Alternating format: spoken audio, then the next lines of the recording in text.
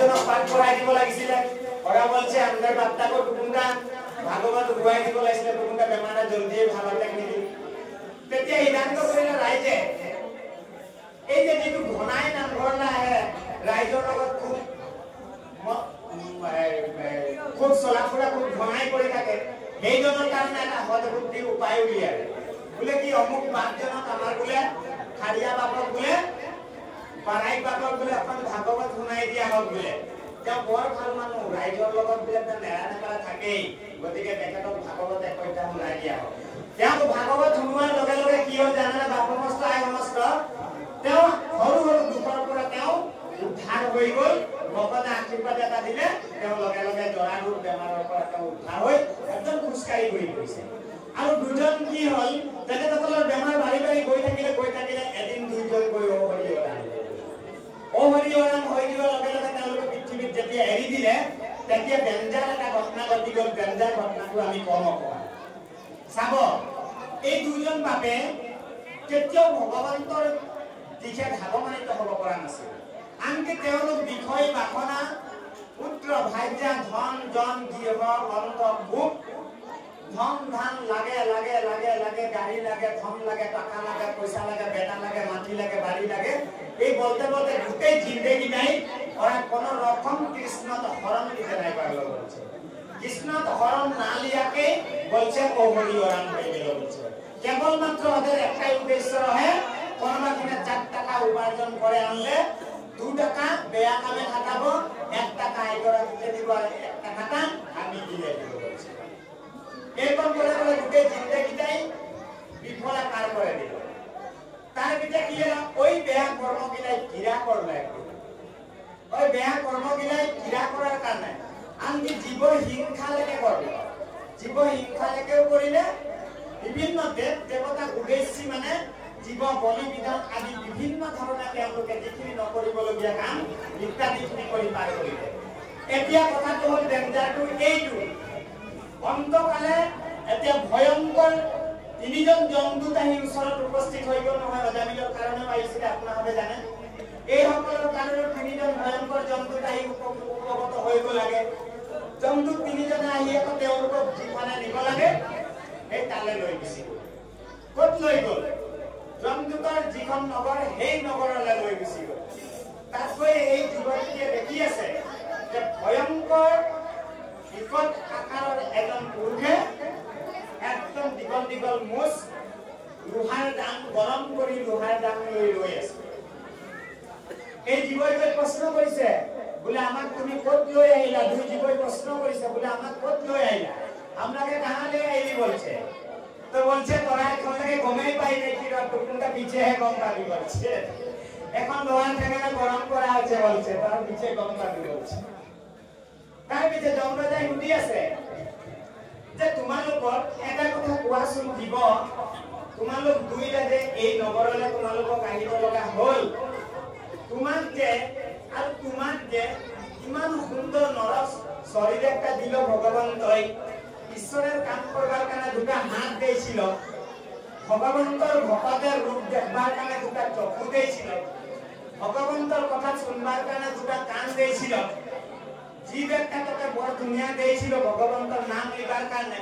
তুই তো তোর জীবাটাকে কিছু কাম খাটালি না সুয়াদ সুয়াদ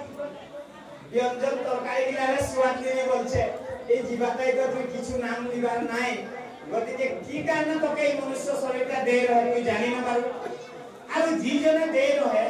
ও তো বহুত আশাই তোকে মনুষ্য শরীরটা দিয়া গেল কারণ তোর রকম মনুষ্য শরীর ভাগ্যবন্ত পূর্ণবন্ত জীবও নাই পাই বলছে তোকে ভগবন্ত বিজে কৃপা করে করে ইনে শিৱসাগৰ বিমুয়ে তোকে মানুষ রূপ দেই করে ভেজাই রয় কেবল মাত্র ঈশ্বরের নাম লিবার কারণে ভেজাই রয় যে তুই ঈশ্বরের রহি আর ঈশ্বরের হিকি আর ঈশ্বরেরই থাকবি গতিকে অনন্তকাল তুই ঈশ্বরের অংশই হয়ে করে থাকবি তুই একটা আত্মা হিকি তোর পূর্বর দেহটাকে তুই ছাড়ে আইলি দেহ তো তল দিকে উগলা উঠনে ওরা বিজলি বাস কাটে করে বলে জ্বলাই আহে তোর দেহাটা বলছে উঠনে পুড়ে আছে দাব দাব তোর যেটা হুকুম দেহা ওইটাই এইখানে লেগে আসা হয়েছে কিন্তু তোর যেটা স্থূল দেহা ওই সংসারের দেহটা ওখানে জ্বলছে, দেখ তো কখন হয় না হয় বলছে জন রাজা নাই বলছে। তো তুই বল এখন তোকে অত সুন্দর মনুষ্য শরীরটা কি কানে দেয়া আর তুই পিঠি দিয়ে যাই করে তুই কি দিকদার পালি? তুই হিবা করে উদয়পুর যাই করে তুই কি দিকদার পালি? ওখানে তুই ভকত লোক নাই পালি, না নামঘর লোক নাই পালি, না ভাগবত লোক নাই পালি, না তুই ঈশ্বরের কথা বাঁচতে লাই তুই লোক নাই পালি। তোর যে হারানি কুসুমটাও সময় নাই হইল বলছে, একটুকুন সাঞ্জেও সময় যে তুই উলাতে নাই পারলি 24 ঘন্টার ভিতরে, ভাদর মাসে 1 মাস ভাগবত পাঠ হইল ওখানে, তোর যে টুকুনটাও সময় নাই হইল। কিন্তু তুই সাঞ্জে সাঞ্জে 3 আলিকা 4 আলিকা যাতে সময় হয়, কিন্তু নামঘর যাতে তোর সময় নাই হয়। র পাবি বলছে, লোহা তোর কাছে গরম করা হচ্ছে। তারপর জমরাজা ধমকি দিলে,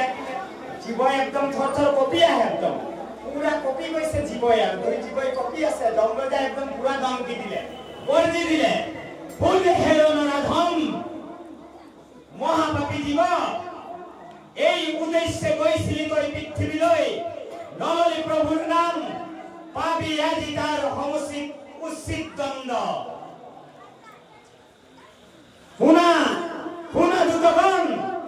হাতে গলে লোহার জিঞ্জিরি লগাই, ঘোর রৌরব নরকত তিল তিল হাস্তি করা প্রদান। ও নরসিংহ পুরাণক, নরসিংহ পুরাণক, নরকির আগে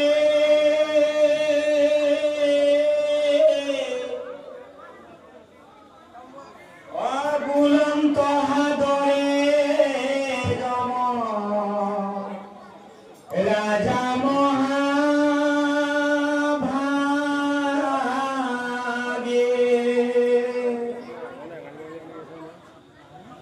অয়ে কসলু জলতু লখিয়ে কপাত,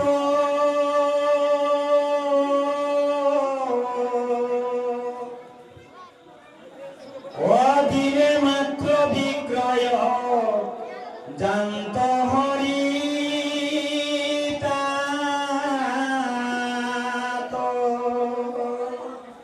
কি বলে? নরসিংহ পুরাণত নারকীর আগে বুলন্ত হাদরে যমরাজা মহাভাগে, একসল জল তুলসী একপাত, দিলে মাত্র বিগ্রহ জান্ত হরি থাক। হেন কৃষ্ণক তোরা কিয় নুখুজিলি? এই দুঃখে আহি ঘুর নরকে পড়িলি। এখন গম পাচ্ছি এটা নরক লাগে বলছে, এখানে 28টা নরক আয় বলছে, বহুত ডেঞ্জার ডেঞ্জার খানা খোয়া কথা এখানে বলছে, বহুত ডেঞ্জার খানা খাতে দিব বলছে। র অলপ পিছে গম পাবি। এখন কিছু গম নাই পাইছিলি না, তোকে মনুষ্য শরীর দিলি, তোর জিভায় নাম নাই দিল বলছে। তুই বিদে বিদে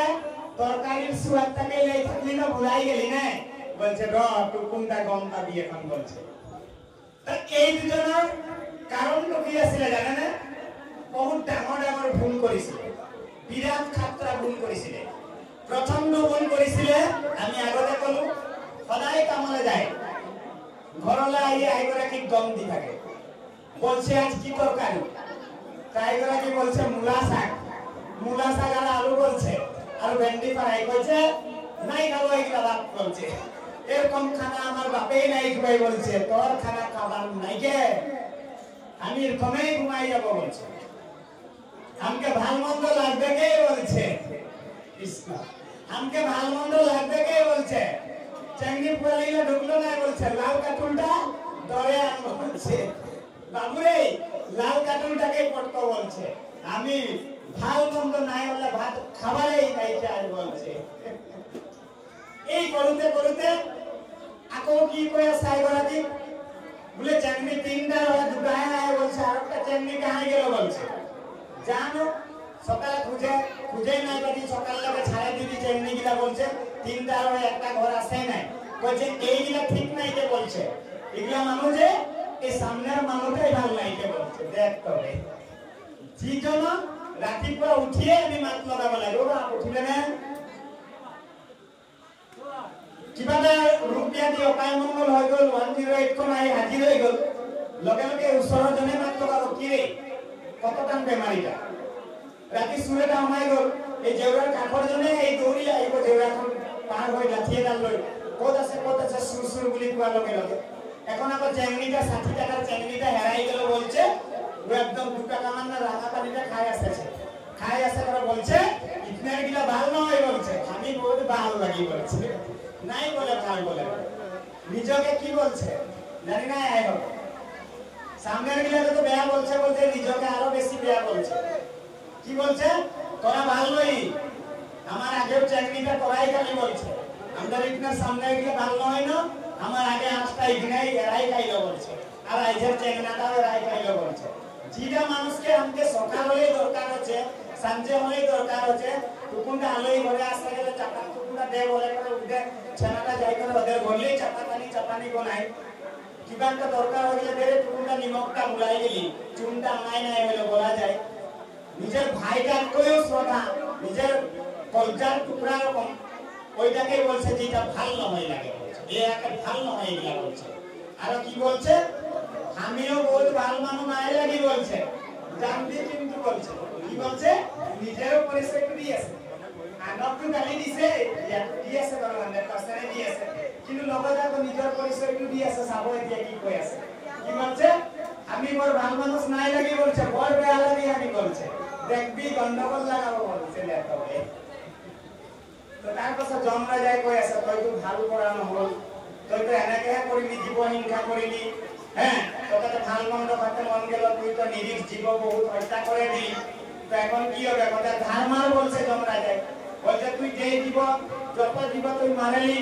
তাকি কথা কোয়ানিস না কুকুর যদি কোন ভাই কইছে আজিই এর তাকি কথা কই যায় কারণ আপনি যদি কুকুরটো খটুয়াইছে 4 বছর তেতিয়া কুকুরটো ধান মারিব কারণ আপনি 4 বছর আই কুকুর হিসাবে ধান মারিব লাগিব এই দোকানে জীবসমূহ বন্দী কৰি ৰাখিব নালাগে বুলি ব্যাখ্যাকাৰসকলে কৈ থাকে ভগৱানক জনাই থাকে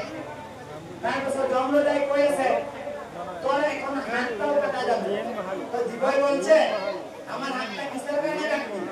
তো বলছে তোকে কৃষ্ণ রামকৃষ্ণ নাম হাত কাটাবার কারণে দেই রহে তোর হাতটা ভগবান তোকে সেবা করবার কারণে দিয়া রহে তুই তো ওটা না করলি তুই বেলেগ বেলেগ বিধে কাম কর ওই ডাইসের গুটি ঘুরালি না নাই বলছে তুই গুটিতে গুটি ডাই ঘুরালি তো তোর হাত কাটা যাবে আর কি বলছে তুই মন্দির দিকেও নাই গেলি না গেলি জানি নামঘর গেলি জানো ভাদর মাস নাই গেলি না তোর তো সময় জুড়া নাই মারল তোর ঠান্ডাও কাটা যাবে বলছে তোর হাত আর ভরি ক্যান্সেল বলছে আর তোর কাম ক্যান্সেল তুই কৃষ্ণর কথা পাতে আছে ওখানে নামঘরে যাই করে একদম মানে পুরা লাগে আছে 400 ভক্ত 400 মানুষ লাগে আছে গোটে গাঁয়ের মানুষ সব লোকের যাতে সময় হলো তোর যাতে সময় নাই হলো না বলছে তোমরা যাতে पूरा दम दिया है तो कान का तोर काटा হবে বলছে কান তোর ক্যান্সেল ব্রহ্মা কই আছে যে এনেকৈ জীবটা আনি গল এটা হদাই খাও করে যাবে ভাল মন্দ না হলে বলছে খানাই নাই তাই ভাল মন্দ নহলে ভাত মুখৰ কোম্পানী এটা আহি গল জীব আৰু এটা জীব আহিলে কোনোদিনা নাম ঘৰে না যায় ভকতৰ মন নলয় ভাগৱত কথা শুনিবলৈ বেয়া পায় এই দুটা জীবৰ সিদ্ধান্ত তুমি কৰা আৰু এওঁলোকৰ ভৰিহাত বিৰাট কাটি পেলানি এওঁলোকৰ পৃথিৱীত যিটো জন্ম হয় সেইটো পঠাই দিয়া এটাই নাম ধৰি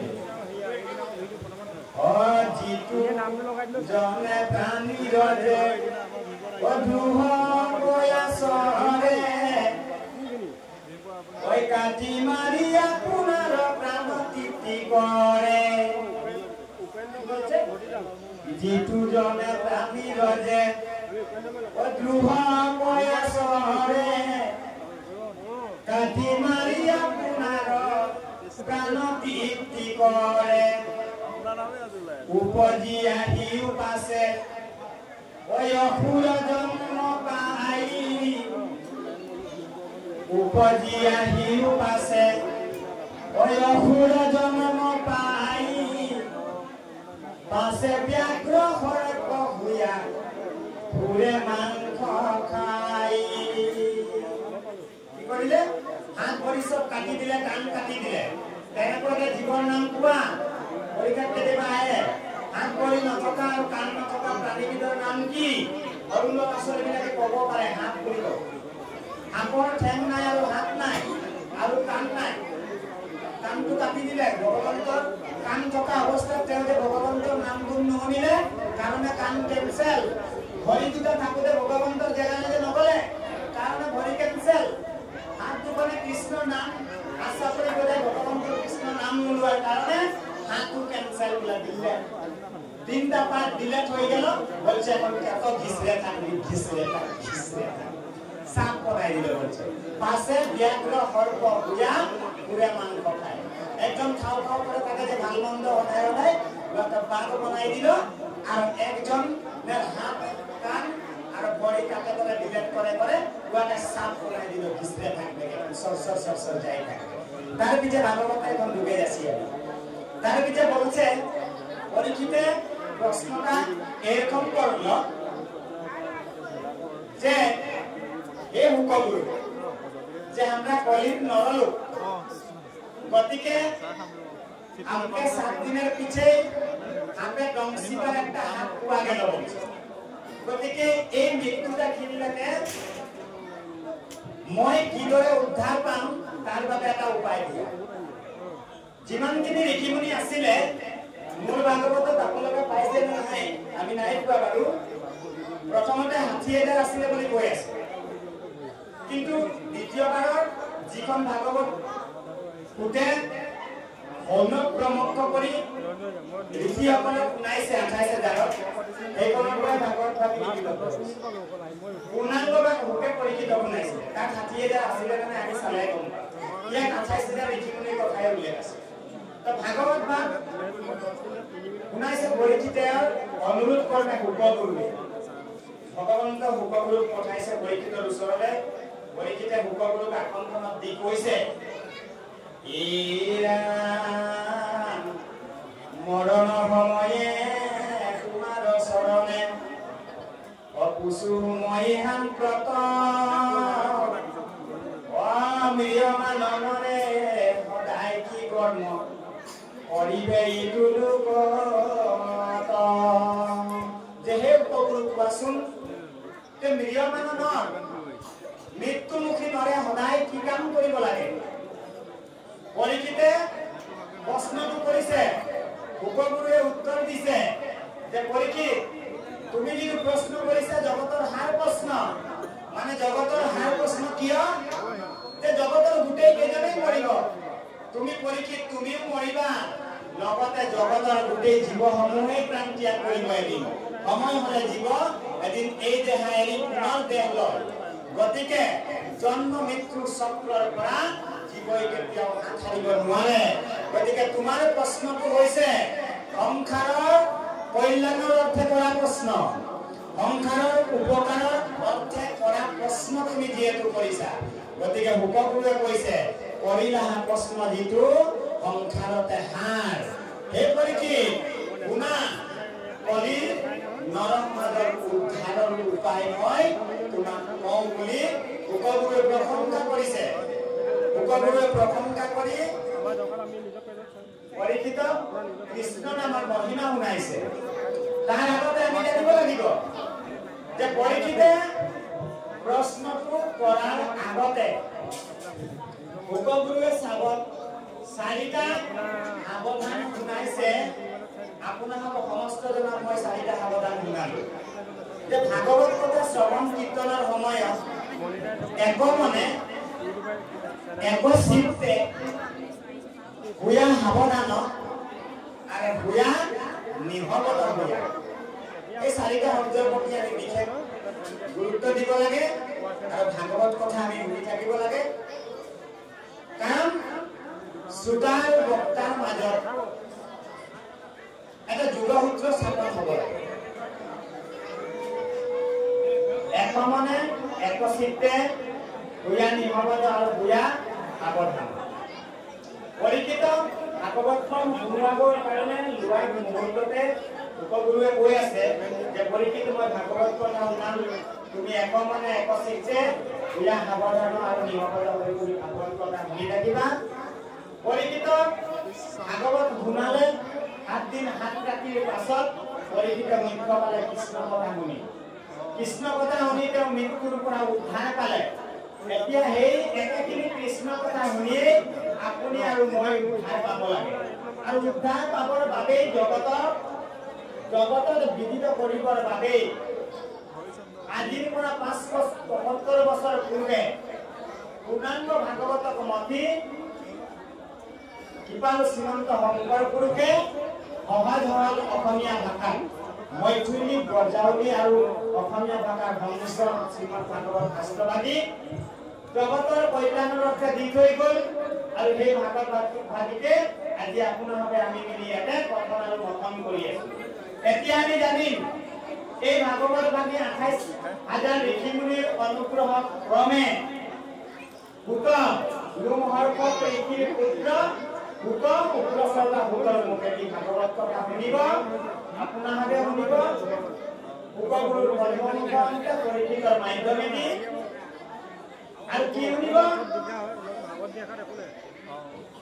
ভগৱন্তৰ নিৰ্গুণ ব্ৰহ্মৰ গুণনাম বিধান চৰিত্ৰ কথা। এই চৰিত্ৰ কথা শুনোৱাৰ পূৰ্বে 28,000 ঋষি মুনিয়ে প্ৰশ্ন কৰিছে। কি প্ৰশ্ন কৰিছে যে আৰম্ভণি দৈত্য আমি সহস্ৰ বছৰ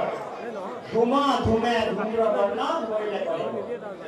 যে আমি 28,000 ঋষি মুনিৰ প্ৰমুখ ঋষি হলকাদিয়ে প্ৰশ্ন কৰিছে যে হে উত্তৰ ঋষি গুৰু তুমি আমাক ভাগৱত কথা শুনোৱা যি ভাগৱত কথা শুনি পৰীক্ষিত মুখ্য লাভ কৰিলে সেই ভাগৱত কথা আমাক তুমি এই নমিকাৰণ্য আমাক শুনাব লাগে। আমি 1000 বছৰ যজ্ঞ কৰিলো কিন্তু যজ্ঞ কৰি আমি একো ফল নাপালো। যজ্ঞ কৰি যজ্ঞৰ ধোঁৱাই আমাক দেহবিলাক ধূম্ৰবৰ্ণ কৰি পেলালে। এতেকে আমাক যুগশ্ৰেষ্ঠ ধৰ্ম পলিৰ ৰামকৃষ্ণ নাম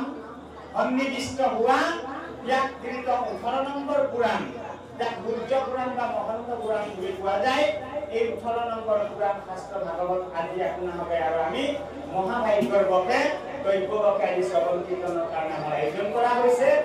এই মহাভাগৱত শাস্ত্ৰই আমাক প্ৰথমতে যুগ ধৰ্মৰ কথা গুৰুজনাই দি দিলে। দ্বিতীয় স্কন্ধৰ প্ৰথমতে গুৰুজনাই ঘোষণা কৰিলে যুগ ধৰ্মৰ কথা। কিন্তু তাৰ পূৰ্বে আমি প্ৰথম স্কন্ধৰ অকমান আমি স্থান কালতে আমি ক'ব দুটাখন পুৰাণ ৰচনা কৰাৰ পাছতো ব্যাসদেৱে নিজ আশ্ৰমত উগুল থুগুল এটা মন লৈ আপোনালোকে আমি এতিয়া ক'ব লাগিব সাইকেট্ৰিক পেশেন্ট যাক আমি সাইকেট্ৰিক পেশেন্ট বুলি কওঁ। মানসিক ৰোগী মানসিক ৰোগত ভুগি থকা এজন ৰোগী সমান সাইকেট্ৰিক পেশেন্ট। মানসিকভাৱে ভাগি পৰা ব্যাস পদৰিক আশ্ৰমৰ নিজ আশ্ৰমতে ব্যাস এদিন মানসিকভাৱে ভাগি পৰি উগুল থুগুল মন এটা লৈ বহি আছে। তেনেতে দেৱৰ্ষি নাৰদ আহি আকাশ মাৰ্গেদি দেৱৰ্ষি নাৰদ আহি পদৰিক আশ্ৰমত উপস্থিত। পদৰিক আশ্ৰমত নাৰদক দেখা লগে লগে ব্যাসদেৱে আসনৰ পৰা উঠি নাৰদক পাদ্য অৰ্ঘ আচমন ভৰি হাত ধুৱাই তেওঁক আচমনি ধুবে ধুবে নৈবেদ্য উঠি আনি আসন বহুৱাই এটা প্ৰশ্ন কৰিছে। কুশল আগমন সুধি আছে যে হে দেৱৰ্ষি নাৰদ কিবা হেতু তুমি আমাৰ আশ্ৰমে আহিলা, কিবা অভিলাষ উদ্দেশ্য? নাৰদে কৈ আছে যে হে বেদব্যাস হে মহামুনি ব্যাস তোমাৰ প্ৰশ্নৰ উত্তৰ মই তোমাক দিম, কিন্তু তুমি কোৱাচোন তুমি আজি কিয় ইমান অশান্ত মন এটা লৈ পদৰিক আশ্ৰমত বহি আছা? তোমাৰনো কি হৈছে? তুমি আজি এটা উগুল থুগুল মন লৈ অস্থিৰ মন লৈ কিয় পদৰিক আশ্ৰমত আসন গ্ৰহণ কৰি আছা? কথাৰে ক'বলৈ হ'লে ব্যাসদেৱে নাৰদক কৈ আছে হে দেৱৰ্ষি নাৰদ তুমি সৰ্বজানতা সকলো জানা, গতিকে তুমি কোৱাচোন বাৰু মই চাৰিবেদ চৈধ্য মথি যাৰা যাৰা জাতি ধৰ্ম বিলাক কৰিছে সকলো মই ভাগে ভাগে বিভাজি মই প্ৰৱৰ্তন কৰিলো চাৰিবেদ পুৰাণ মঠি বিভাজন কৰি মই প্ৰণয়ন কৰিলো কিন্তু তথাপিতো মোৰ আজি মনটো কিয় ইমান অশান্ত মোৰ মনটো আজি কিয় স্থিৰ তুমিয়ে বাৰু কোৱাচোন মই কি দুখ কৰিলো এই ৰচনা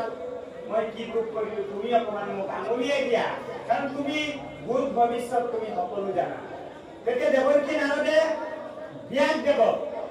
উদ্দেশ্যি পোনপটীয়াভাৱে উত্তৰ দিছে দেৱকী নাৰদে অনাৰদ বদতি শুনা অমহামুনি ব্যাস তুমি কৰিলা ইটো জগতকে নাশ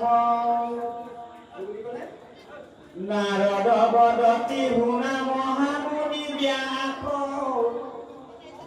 তুমি কৰিলা ইটো জগতকে নাশ নাৰদে কৈ আছে হে মহামুনি ব্যাস তুমি শুনাচোন মোৰ কথা যে গোটেই জগতখন দেখিছা তুমি যি জগত দেখিছা এই গোটেই জগতখন তুমিয়ে নাশ কৰিলা বোলে কেনেকৈ নাশ কৰিলা তুমি জানানে অলপ খবৰ আছে না তোমাৰ ইৰাম নিৰন্তৰে লুবাইলা পথ পুৰা হবে প্ৰাণ নাহি মন্দ কৰ্ম আউৰ ইহাৰ সমান হিদিল আকস্মিক ৰূপ পপ ৰাইলা হিংসা ধৰ্ম নুবুজিলা তুমিও বেদৰ তত্ত্বমৰ্ম তুমি মানুহখিনিক বুৰ্বক বনা একদম সাধাৰণ ভাষা গাঁৱলীয়া ভাষা যে তুমি গোটেই জগতখনৰ মানুহখিনিক তুমি বুৰ্বক বনালা যাৰ যেন ধৰ্ম নিৰ্ণয় কৰিছে যে হয় তুমি ঠিকেই কৰিলা যাৰ যি ধৰ্ম ব্ৰাহ্মণ ক্ষত্ৰিয় বৈশ্য চাৰি জাতি ক্ষত্ৰিয় বৈশ্য শূদ্ৰ চাৰি জাতিৰ চাৰি ধৰ্ম তুমি প্ৰৱৰ্তন কৰিলা হয় কিন্তু তুমি কি কৰিলা জানেনে তুমি বেদৰ তত্ত্বমৰ্মবিলাক উপলব্ধি কৰিব নোৱাৰিলা আৰু আগম শাস্ত্ৰবিলাকৰ মাধ্যমেদি তুমি হিংসা ধৰ্ম কৰালা অকস্মাতে জনসমাজৰ মাজত মনুষ্যৰ মাজত নৰৰ মাজত হিংসা ধৰ্ম এটা প্ৰৱৰ্তন হৈ গ'ল বোলে হিংসা ধৰ্ম কেনেকে তুমি যিবিলাক ধৰ্ম প্ৰৱৰ্তন কৰিলা এইবিলাক জাত যজ্ঞ বলি বিধান পূজা পাঠ এইবিলাক তুমি বিধান মেলি দিলা পৃথিৱীত এই শাস্ত্ৰবিলাক পাই পেলাইনি মনুষ্যই কি কৰিলে শাস্ত্ৰসন্মত কাম কৰিবলৈ ধৰিলে কাম কৰিবলৈ যাওঁতে নিৰীহ জীৱসমূহক ভিন্ন দেৱ দেৱতাৰ আগত হত্যা কৰিব লগা হ'ল বিভিন্ন দেৱ দেৱতাক বলি হিচাপে আগবঢ়াব লগা হ'ল হিংসা যজ্ঞ ঘটিলে পৃথিৱীত পাপৰ প্ৰাদুৰ্ভাৱ বাঢ়িলে তোমাক দুখ নালাগে কাক তোমাৰ কাৰণেই এইবিলাক হ'বলৈ পাৰে পৃথিৱীত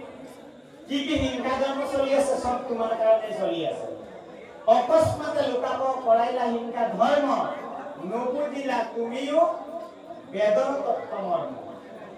ইৰামে হিদিল তোমাতৰিকি পৰময় ন্যায় নাহি চিত্ত শান্ত তব এহি অভিপ্ৰায় তোমাক অন্যায় হ'ল তুমি অন্যায় কৰিলে নৰা সমাজৰ মাজত তোমাৰ অন্যায় ঘটিলে এতিয়া কি কৰিবা এতিয়া কি কৰিব লাগে দেৱকী আগচাই সুধিছে ইয়াকে সুধিছে হে দেৱকী নাৰদ মই স্বীকাৰ কৰিছো মোৰ ভুল হ'ল কিন্তু মই এই দুখ কালতে আমি কি কম উপায় পাব বাঁচবার কিবা উপায় আছে কি বলছে নারদ ব্যাসদেবে বলছে জ্ঞানী পণ্ডিত চারিবেদ 14 রচনা করা ব্যাসদেবে বলছে নারদকে যে আমার তো দুঃখ হয়ে গেল বলছে এই দুঃখটাকে আমি উদ্ধার হওয়ার কি উপায় আছে দেবকী দুই বলতে